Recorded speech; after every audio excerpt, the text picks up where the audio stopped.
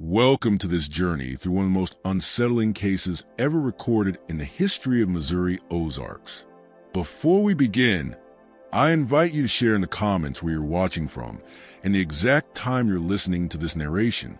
We are fascinated to know where in the world and at what time of day or night these stories find their audience. In the autumn of 1892, the remote settlement of Black Hollow, deep in the Missouri Ozarks, became the stage for events that would challenge the understanding of even the most seasoned investigators of the era. Hidden in the rugged terrain of Taney County, this tiny community of no more than 40 people lived by rhythms set long before the Civil War ever touched their mountains. Black Hollow stretched nearly 3 miles between towering limestone bluffs, accessible only by a narrow trail winding through dense oak and hickory forest. Most residents had never traveled beyond the nearest trading post in Forsyth, some 25 miles to the northeast, across mountain paths so treacherous that they claimed lives every winter. The hollow was a natural fortress of isolation. Bull Creek wound its way through the valley floor, fed by dozens of springs bursting from the limestone bedrock. The water was so pure that travelers would take long detours just to fill their containers from these springs. Yet the same isolation that sustained life also allowed entire families to vanish without notice, secrets to linger for generations, and the line between civilization and wilderness to blur almost completely. Archaeological evidence showed that various Native American groups had lived in the hollow for centuries before European settlers arrived. Creek and Cherokee hunting parties used extensive cave systems as seasonal shelters, leaving behind pictographs and artifacts that fascinated and unsettled early settlers. These markings seem to depict rituals unlike any known to Christian settlers. Some even appear to show human figures undergoing strange transformations, their bodies stretched and distorted, leaving observers to wonder whether these were symbolic images or records of real events once witnessed in these mountains. At the heart of the community stood the Grimm family homestead, a weathered log cabin built by Heinrich Grimm in 1847, when he first claimed the land under federal homestead acts. Heinrich was part of a wave of German immigration that brought skilled farmers and craftsmen to the frontier. He was well-versed in European folk medicine and traditional agricultural methods, knowledge that served him well in the harsh mountain environment. The original cabin he built reflected a surprising sophistication, using local materials and clever design features that would not become common in the region for another generation. By 1892, the property had passed to his son, Jacob Grimm, then 43 years old. He lived there with his wife Martha and their 4 children, Samuel, 19, Rebecca, 17, young Heinrich, 12, and little Mary, just 8 years old. Jacob had inherited not only his father's land, but also his deep knowledge of traditional medicine and a remarkable collection of books and manuscripts, many of which covered subjects rarely discussed openly in frontier communities. The Grimm family library was extraordinary for such an isolated place. Jacob owned volumes on botany, anatomy, and natural philosophy that would have been considered advanced even in major eastern cities. More intriguing still were the handwritten family journals, detailed records of local plants, cave systems, and geological formations. These writings showed a level of observation and systematic study that suggested the Grimms saw their mountain home as far more than just farmland. Martha Grimm, born Martha Schneider, came from a similar German immigrant family in a neighboring county. She was unusually well-educated for a frontier woman, fluent in German and English, skilled in mathematics, and deeply knowledgeable in herbal medicine and food preservation. Married to Jacob since 1870, she was described by neighbors as intelligent, capable, and even able to predict weather changes with uncanny accuracy. The 4 Grimm children grew up with a rare mix of rugged frontier skills and scholarly learning. Samuel, the eldest, was a skilled hunter and tracker, but also took a keen interest in his father's books. He could read and write in both German and English and knew the local terrain better than men twice his age. Rebecca shared her brother's intellectual curiosity, but focused more on the study of native plants and their healing properties. Young Heinrich showed a strange sensitivity to changes in weather and animal behavior, while Mary, the youngest, had a seemingly natural gift for finding water sources and navigating the forest without ever getting lost. The Grimms' reputation in Black Hollow was complicated. They were widely respected for their knowledge and often called upon to help with illnesses, injuries, and farming troubles. Yet there was also an unspoken unease surrounding them, fueled by their frequent explorations of the cave systems that others in the community avoided. Residents avoided the caves the Grimm family explored, and rumors spread that the Grimms possessed knowledge of local history and geography that seemed to go far beyond what could be learned through ordinary observation. The first sign that something was terribly wrong came on October 15, 1892, when Samuel Grimm failed to return from checking the family's trap lines along Rourke Creek. He had left before dawn, as was his habit, carrying his father's old percussion rifle and a small canvas sack for any game he might catch. He also carried a leather-bound notebook in which he meticulously recorded animal behavior and weather patterns, a notebook that would later become one of the few clues to his fate. When darkness fell and Samuel had not returned, Jacob organized a search party with 3 neighboring families, the Kellys, the Hoffmans, and the Mlouds. These were seasoned woodsmen who knew every trail and landmark within 15 miles of the hollow. The search began immediately despite the dangers of traveling through the rugged terrain after dark.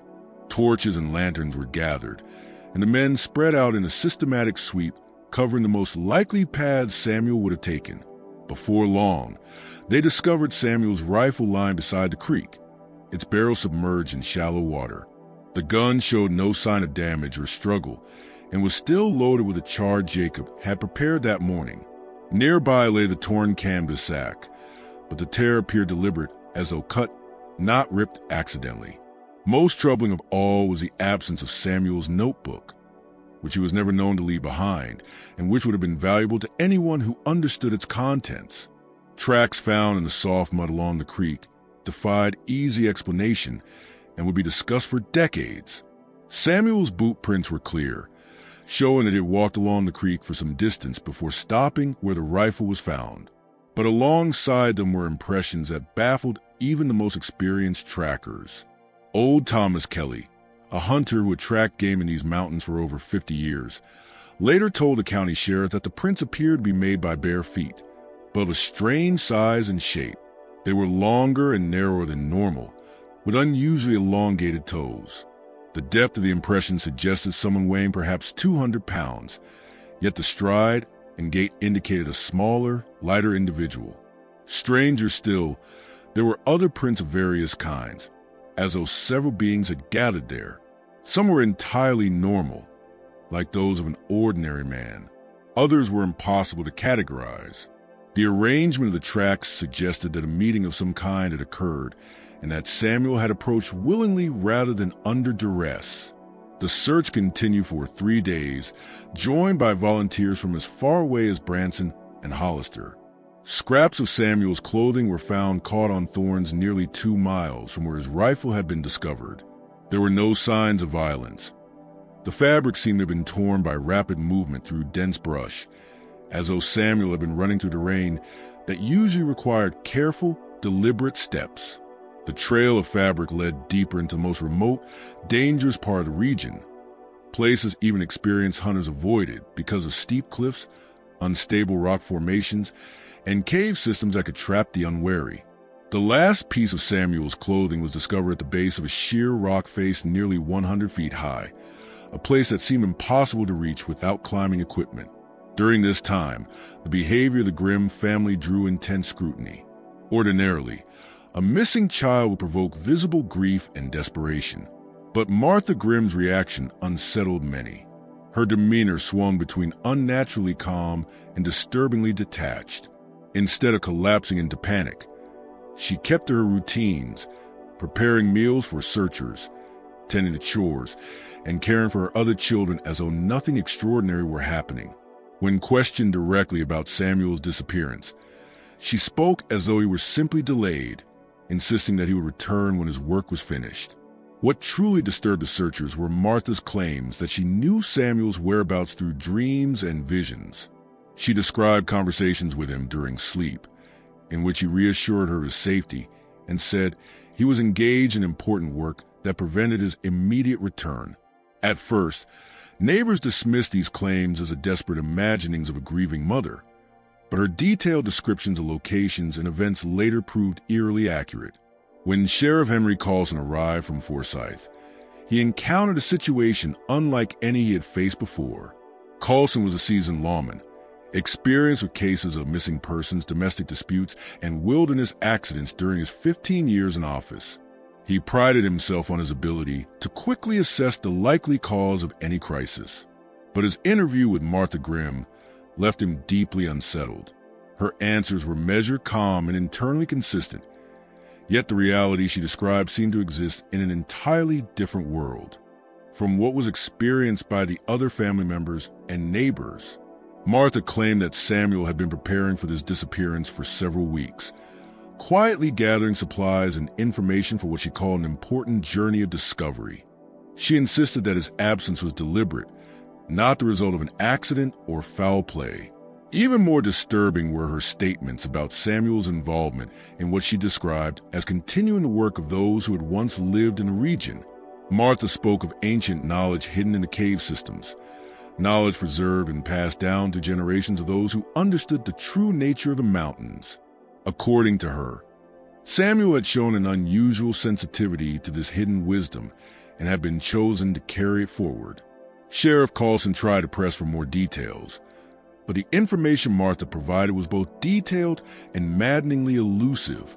She spoke of communication networks that did not rely on conventional means, of knowledge passed directly from mind to mind, and of discoveries waiting in hidden chambers beneath the mountains, ideas that had no grounding in the sheriff's practical experience. Interviews with the other Grimm family members revealed even more troubling insights into the household's life and Samuel's recent behavior. Rebecca, the eldest daughter, confided that Samuel had been plagued by strange dreams and visions beginning in late August. He spoke of hearing voices calling him from the deep woods, voices that seemed to know intimate details about his life and family history. These voices, according to Rebecca, gave Samuel precise information about the cave systems, including directions to chambers and passages that appeared on no known maps.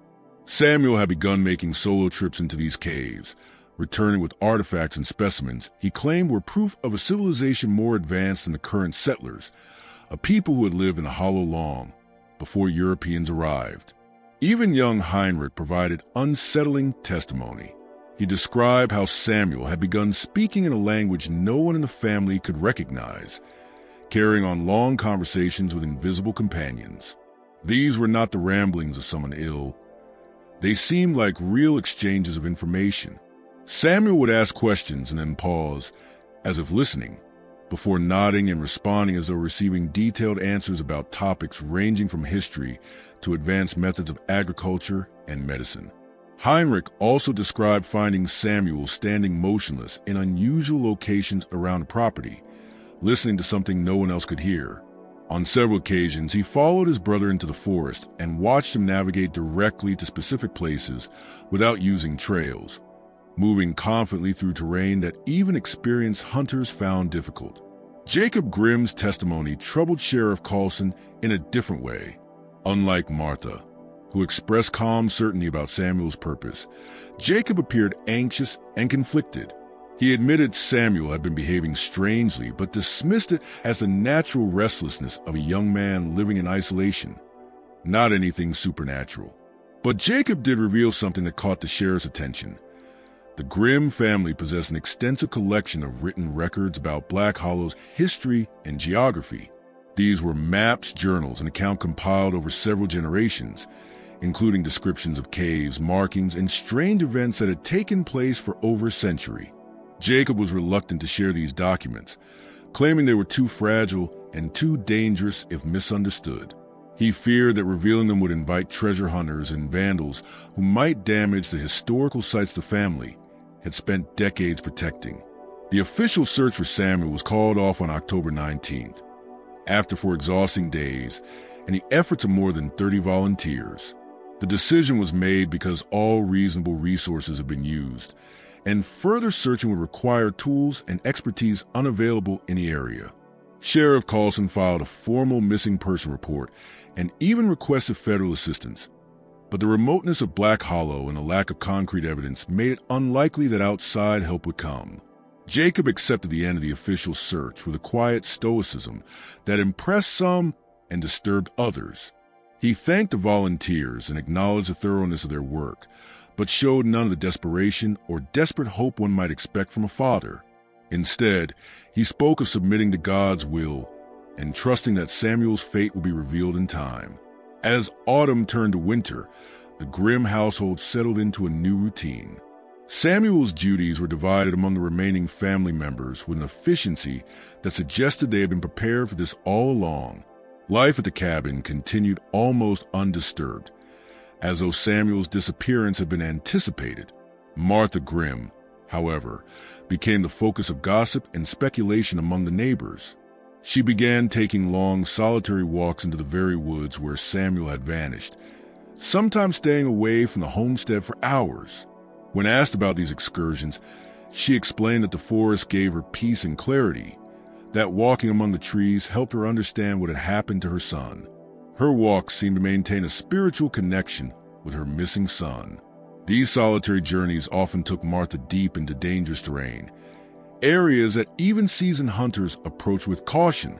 She displayed an uncanny familiarity with hidden cave entrances and underground passages that were never marked on any map, and her knowledge of surrounding geography seemed far beyond what casual exploration could explain.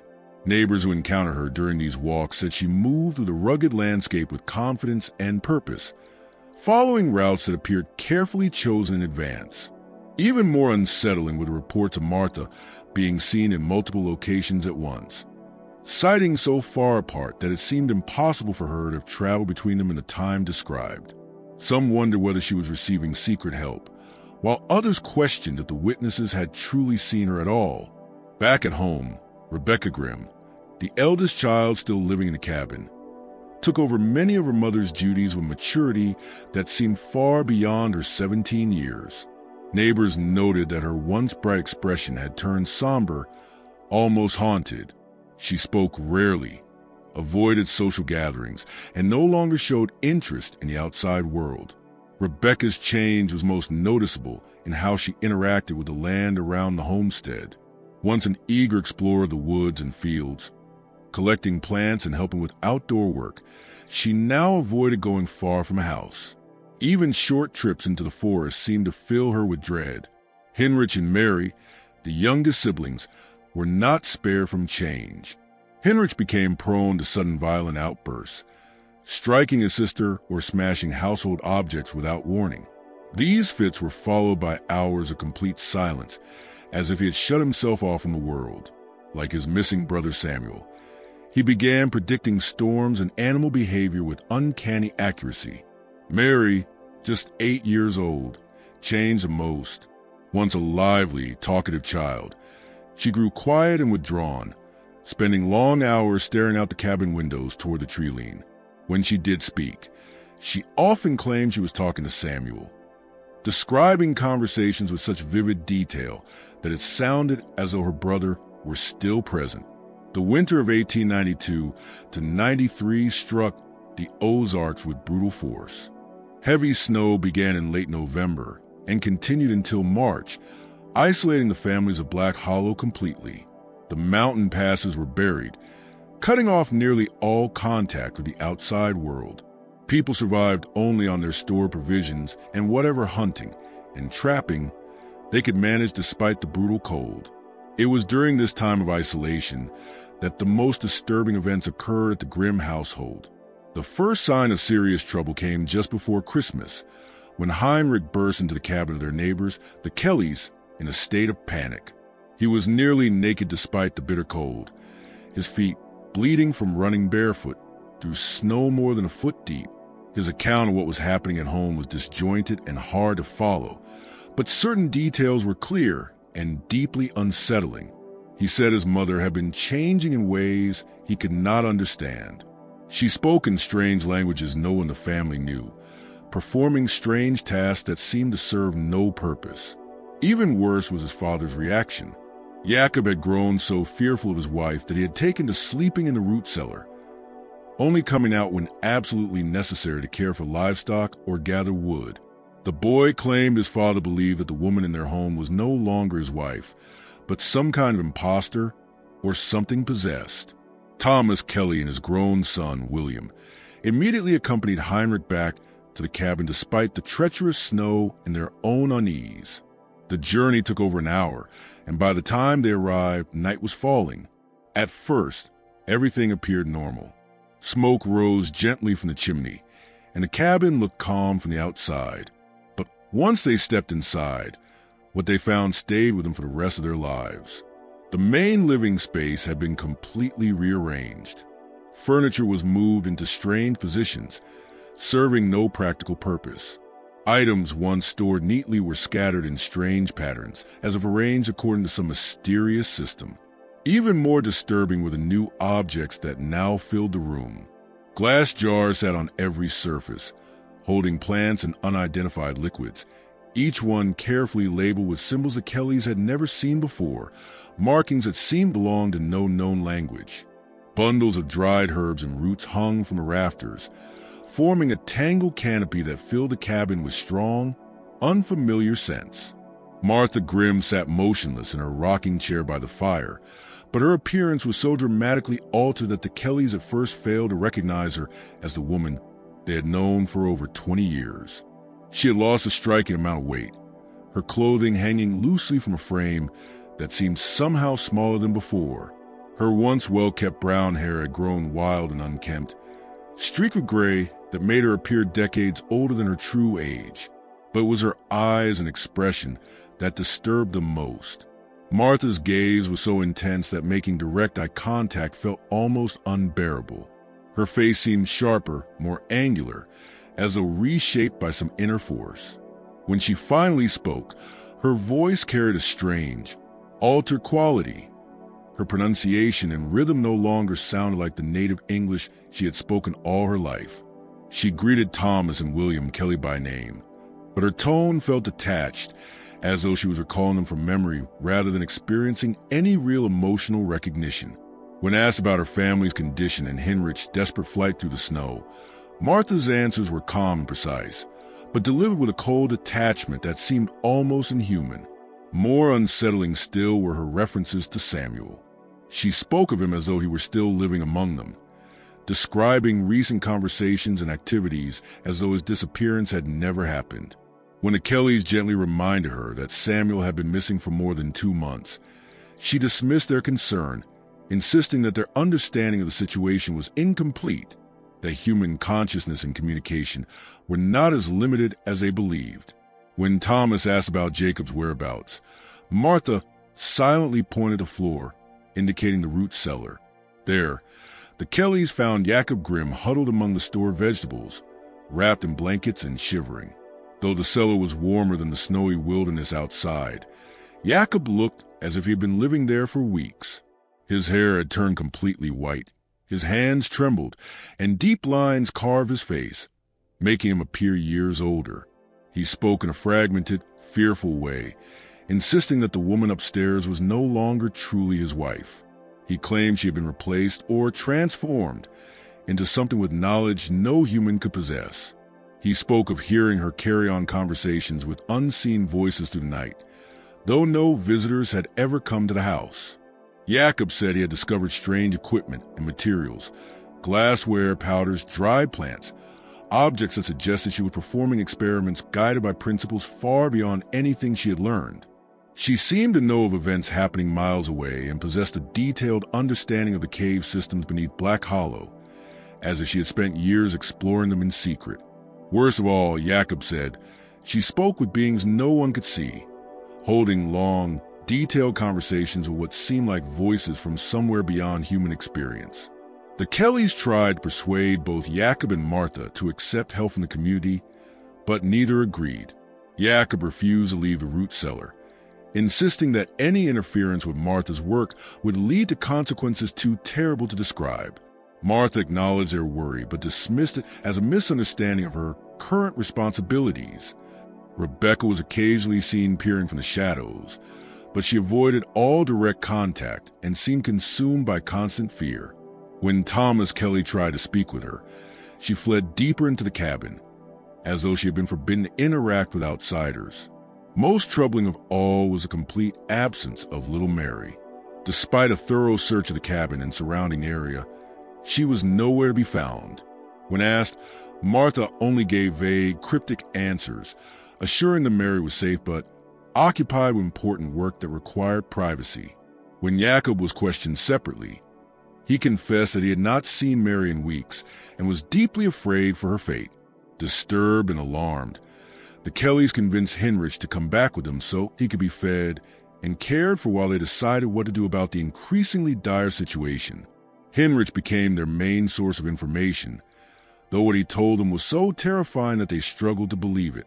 He said his mother's changes had begun gradually after Samuel vanished, but her transformation had accelerated as winter deepened and isolation closed in around the family. Martha began spending long hours studying the family's collection of books and manuscripts, materials passed down through generations of the Grimm line. She focused especially on texts dealing with natural history, geology, and what Heinrich ominously described as underground knowledge.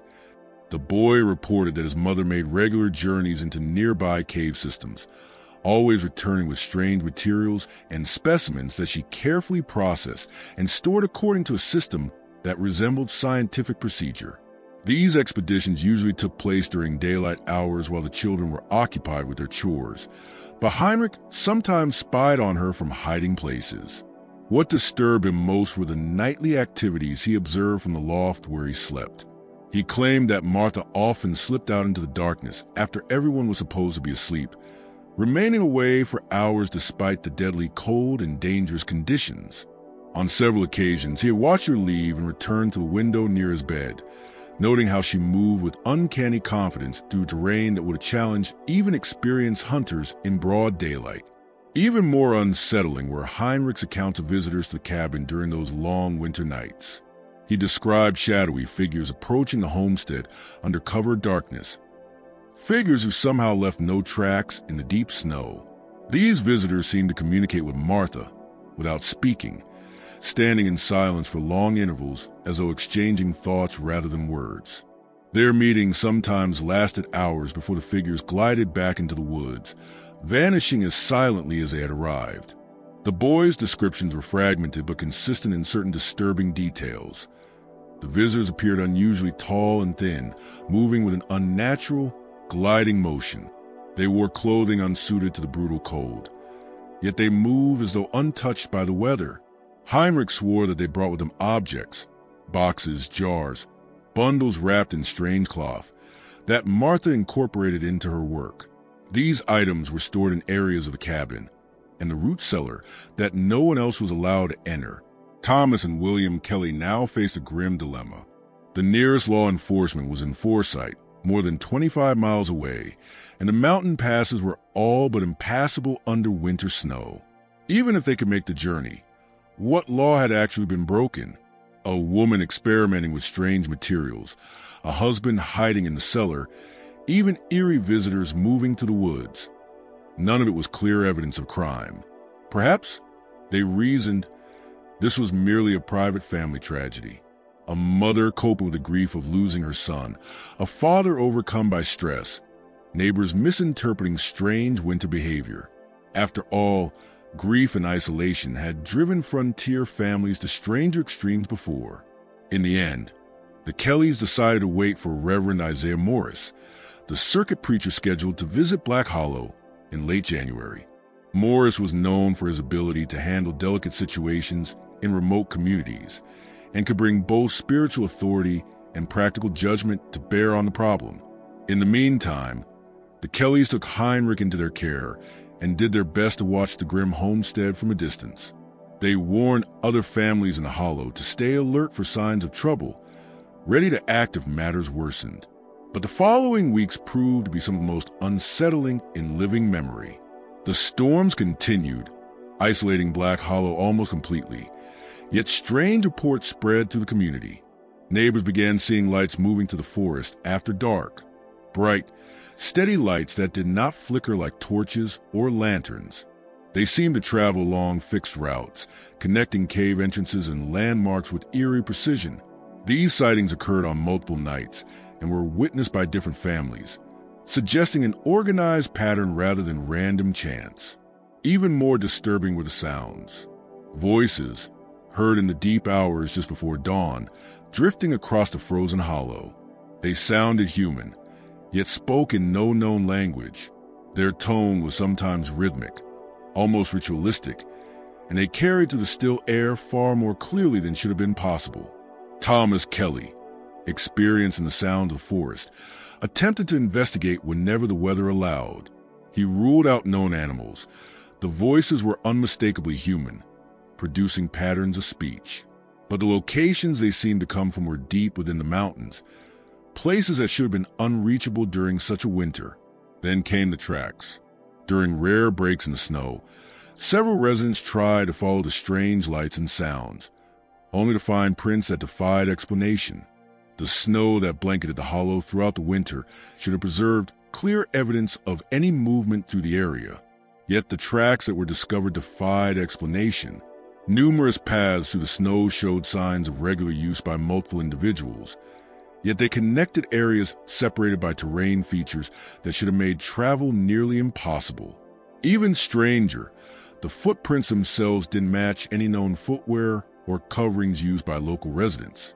Some appeared to have been made by bare feet, despite the freezing cold. Others suggested shoes that were larger and shaped differently from any boots known in the region. Most disturbing of all were the tracks that seemed to show people crossing deep snow without sinking the way a normal person would. When Reverend Isaiah Morris finally arrived in Black Hollow on January 18, 1893, he found a community struggling to make sense of events that challenged their understanding of human behavior and natural law. Reverend Morris was a man of considerable education and experience. For more than 15 years, he had served isolated communities across Missouri and Arkansas, dealing with cases of mental illness, domestic violence, and even religious extremism. Few things could unsettle him. His first meeting with the community leaders and the Kelly family gave him a detailed account of strange events, but he insisted on conducting his own investigation before deciding what should be done. His first priority was to interview young Heinrich directly, both to assess the boy's condition and to hear his testimony firsthand. Heinrich's account was detailed, consistent, and deeply troubling. He described a systematic transformation of his family that had begun after Samuel's disappearance and had only accelerated through the winter. This transformation included not only changes in behavior and appearance, but also a strange acquisition of knowledge and abilities that seemed to go beyond normal human limits. The Reverend was especially disturbed by Heinrich's descriptions of his mother's activities. The boy claimed Martha had access to written records about the history and geography of Black Hollow, materials that appeared to have been created by people whose identities and fate were completely unknown. These documents included maps of cave systems stretching far beyond what anyone had explored, and detailed descriptions of chambers filled with artifacts and strange markings. More importantly, they contained instructions for experiments that Martha was actively attempting to carry out using local plants and minerals.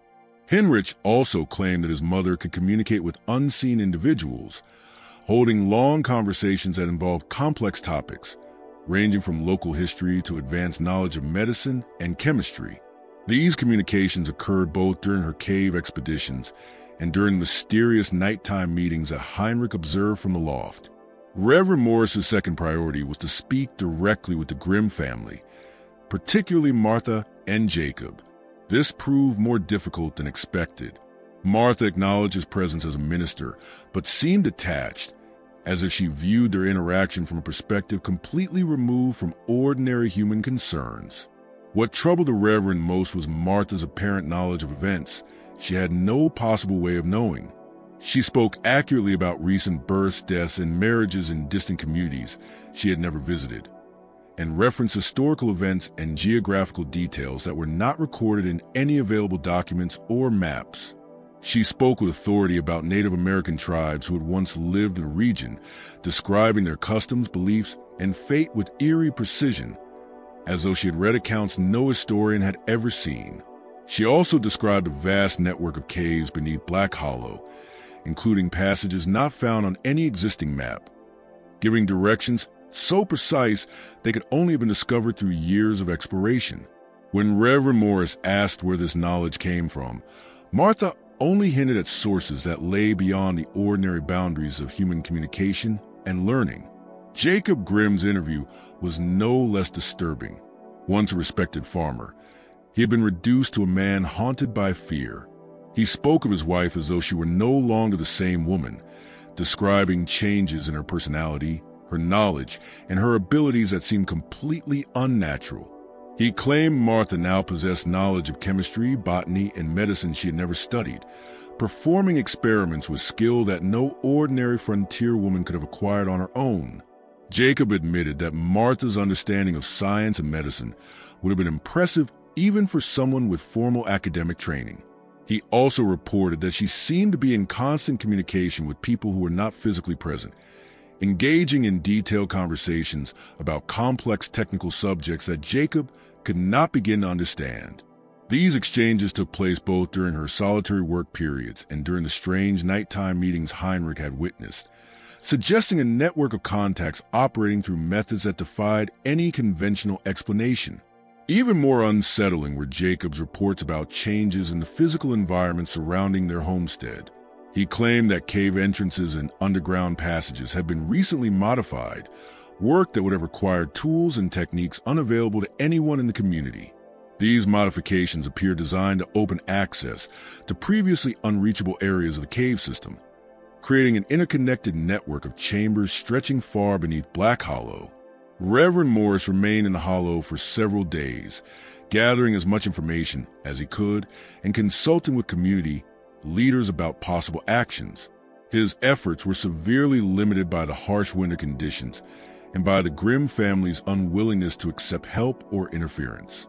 His final attempt to counsel the family took place on January 25, 1893, when he made the difficult trek through deep snow to the Grimm homestead, accompanied by Thomas Kelly and 2 other community leaders.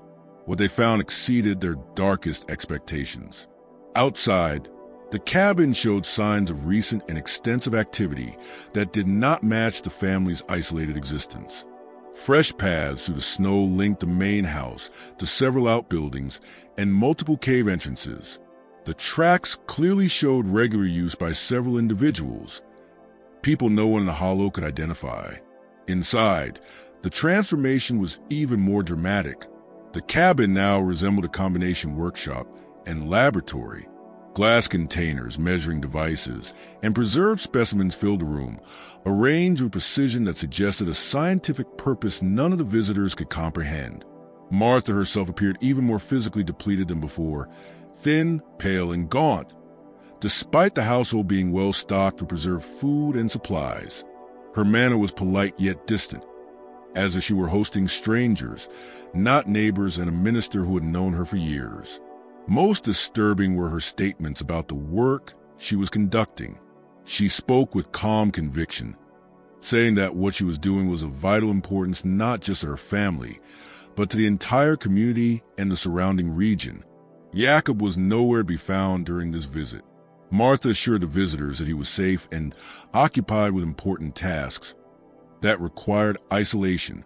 Her calm confidence about his condition clashed with the terror they had seen in him during their last meeting.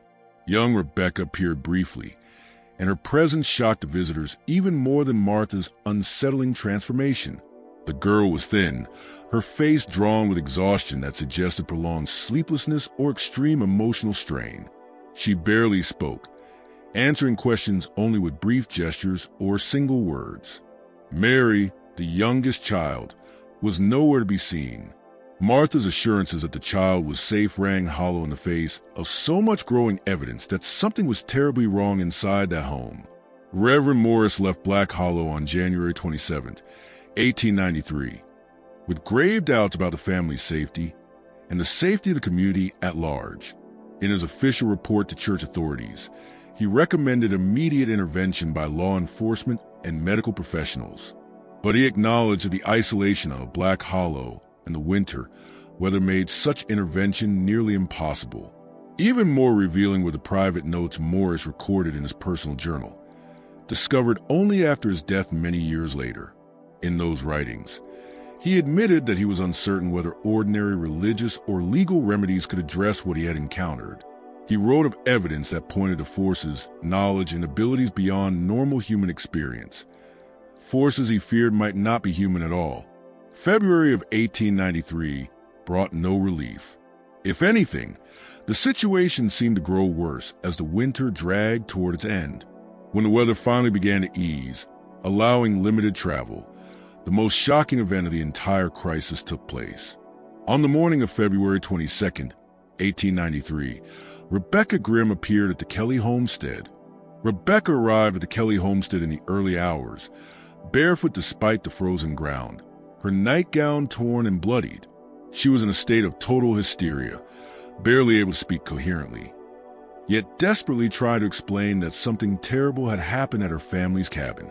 Her fragmented account would later become the most detailed first-hand testimony of the final hours of the Grimm family's ordeal. According to Rebecca, she had been awakened before dawn by sounds of a struggle coming from the main room of the cabin.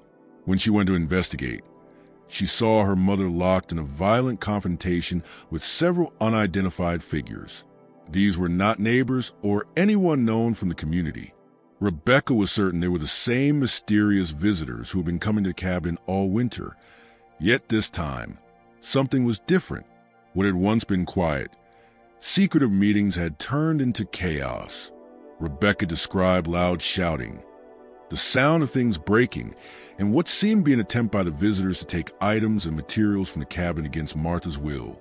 Most terrifying of all was her mother's reaction. Martha seemed suddenly to possess inhuman strength, fighting off her attackers with ferocity that no one in her condition should have been capable of.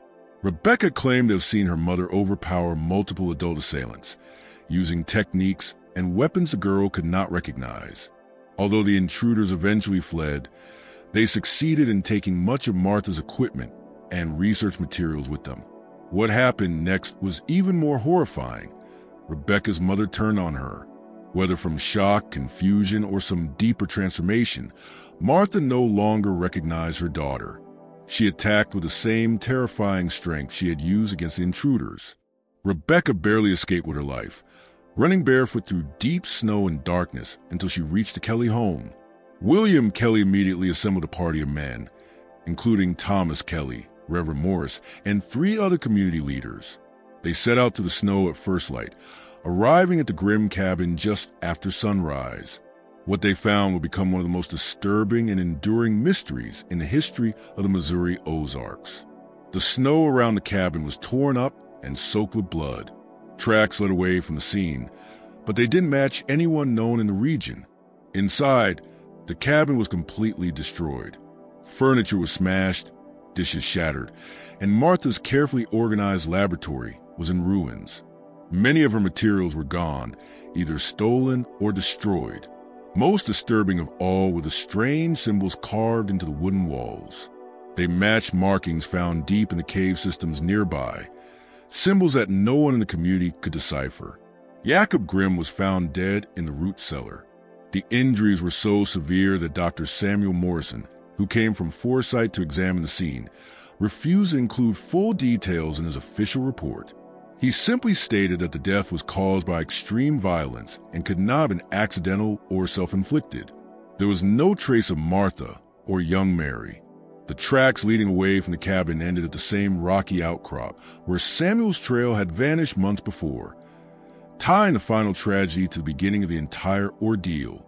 Sheriff Henry Carlson led the official investigation, bringing in deputies from the state capitol and experts in homicide and missing persons cases. But the remote location, harsh winter weather, and bizarre nature of the evidence made their work nearly impossible. In the end, the investigators could confirm only that Jacob Grimm had been murdered and that Martha and Mary had either been taken or had gone willingly into an unknown fate. The physical evidence raised far more questions than it answered. The destroyed laboratory, the strange symbols, and the testimony of Rebecca and the other witnesses suggested that Martha Grimm had been conducting systematic scientific experiments of a kind far beyond her education or means. The final report concluded with no definitive explanation for what had happened in Black Hollow during the winter of 1893. But in the years that followed, the story of the Grimm family became one of the most enduring legends of Missouri Ozarks, a tale of strange knowledge, mysterious visitors, and a family consumed by forces that no one could ever fully understand. Chemical analysis of the residues found in the destroyed laboratory equipment revealed compounds and substances that were not native to the Missouri region and could not have been easily obtained through normal commercial channels. Some of these materials appear to be derived from plants that grew only in distant regions, while others showed characteristics suggesting synthetic production using techniques far more advanced than what was known at the time. Perhaps most disturbing was the discovery of human remains in various stages of preservation, materials that seemed to have been used in Martha's experimental work, but whose origin could not be determined with the investigative methods available in that era. Their condition and treatment suggested an understanding of anatomy and chemistry that would have been remarkable even among trained medical professionals. The investigation officially concluded in April of 1893, with Jacob Grimm's death classified as murder by unknown perpetrators, and Martha and Mary Grimm officially listed as missing persons. Warrants were issued for Martha's arrest in connection with her husband's death, but the absence of clear evidence about her location or the circumstances of her disappearance made any real pursuit impossible. Rebecca Grimm was placed in the care of distant relatives in Springfield, Missouri, where she remained for the rest of her short life. Those who knew her described her as permanently marked by her experiences in Black Hollow. She rarely spoke about her family or the horrors she had witnessed, and when she did, her accounts were often fragmented and contradictory. Medical professionals who examined Rebecca reported signs of profound psychological trauma, far beyond what might normally be expected from someone who had simply witnessed the violent death of a family member. She seemed to have been exposed to experiences that had shaken her fundamental understanding of reality. Rebecca never fully regained the ability to form normal relationships or live independently. She died in 1901 at the age of 25. Officially, her death was attributed to consumption, but the physicians who treated her remarked on unusual aspects of her illness that they could not explain through ordinary medical knowledge. Throughout her years in Springfield, Rebecca maintained secret correspondence with unknown individuals, receiving letters and packages she never discussed with her caretakers. Even more intriguingly, she appeared to continue demonstrating unusual abilities similar to those shown by other members of her family. She often seemed to know events occurring in distant places and possessed an understanding of natural phenomena and scientific principles far beyond what she could have learned through ordinary education. After her death, her personal belongings were examined by relatives searching for answers. Among them were journals, letters, and strange artifacts, items that provided the most detailed account of the Grimm family's activities and the mysterious forces that destroyed them. Rebecca's writings revealed that her family's involvement with this hidden knowledge had begun much earlier than anyone had suspected. The Grimms had apparently been part of a network of individuals across the Ozarks, working to preserve and expand ancient forms of knowledge they believed were left by the region's earliest inhabitants. This secret network communicated through coded letters and clandestine meetings, sharing discoveries made in caves, artifacts, markings, and techniques for unlocking states of consciousness and perception beyond normal human experience. According to Rebecca, Samuel's disappearance had not been an accident. It had been a deliberate initiation, a transition into a deeper stage of involvement with the network's work. His vanishing was in fact a form of graduation, a commitment to activities that required leaving conventional society entirely. Martha's transformation during the winter of 1892 to 93 had been a result of her own attempts to follow Samuel's path and reach the same level of knowledge and power. However, her efforts were opposed by factions within the network who believed she was moving too quickly and endangering the secrecy of their work. The violent confrontation that led to Jacob's death and the destruction of the cabin was the final battle between these factions. Martha ultimately chose to join Samuel rather than submit to the restrictions others sought to place on her research. Mary's disappearance suggested she was taken with them, either as a willing participant or as a hostage whose fate was tied to her family's destiny. Rebecca's journals also contain precise information about the locations of numerous caves throughout the Black Hollow region, which have been carefully mapped over generations. These caves contain artifacts, records, and preserved materials left behind by civilizations whose knowledge and abilities seem to exceed those of modern society. Most strikingly, her writings confirm that the network's work had not ended with the destruction of her family. It continued, with others taking up the task of exploration, documentation, and application of this hidden knowledge. Rebecca even left names, locations, and codes for communication, suggesting that the network was far larger and better organized than anyone had ever imagined, able to operate in secret for decades without detection.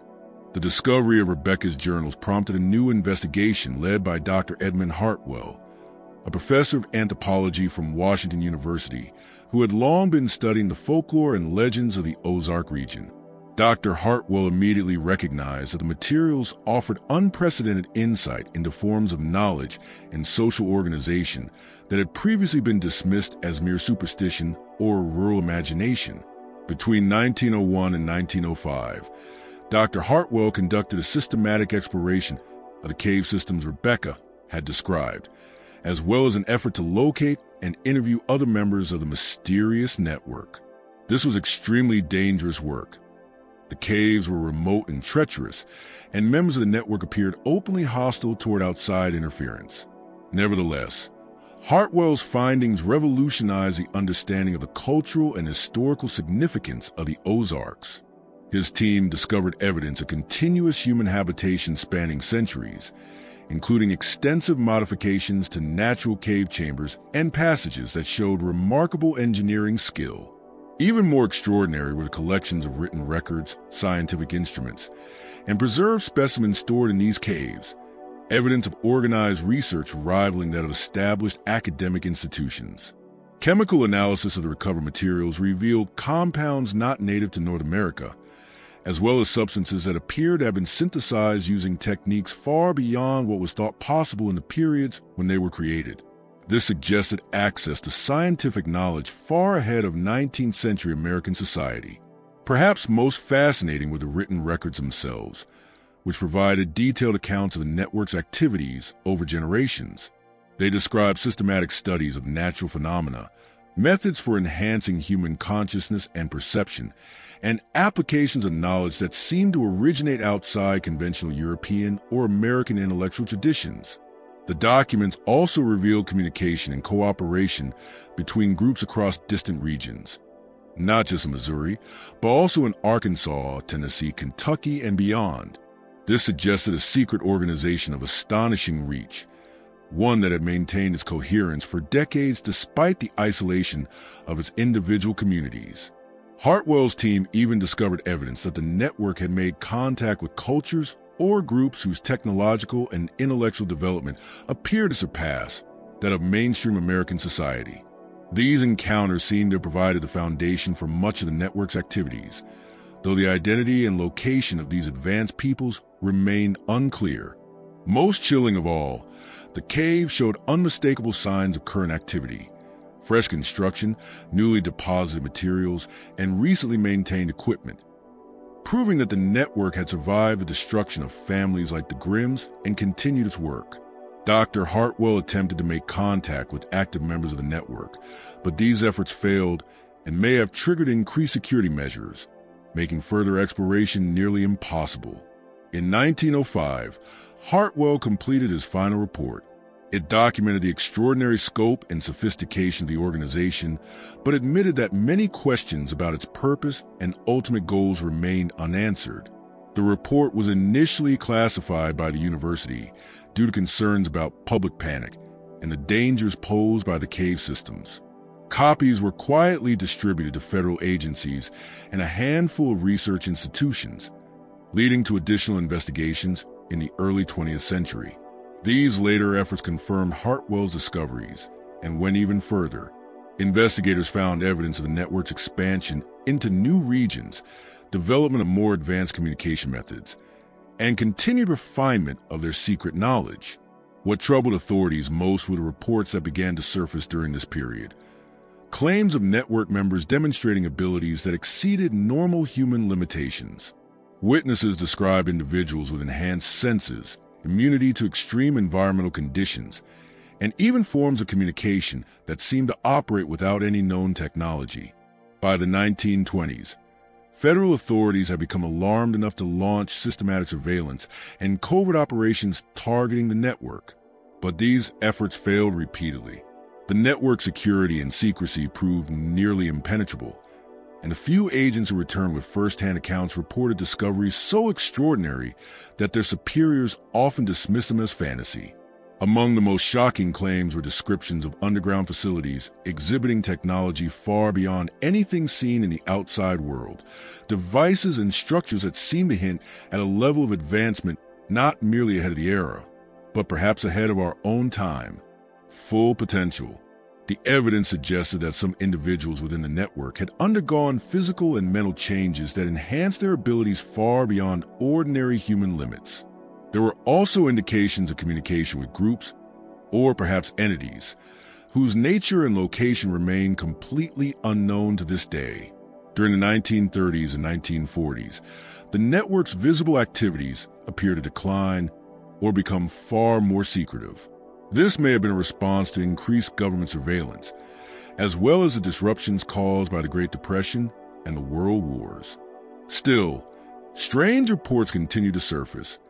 Sightings of unexplained lights, unusual sounds, and mysterious disappearances in the remote Ozark wilderness where the network had once been active.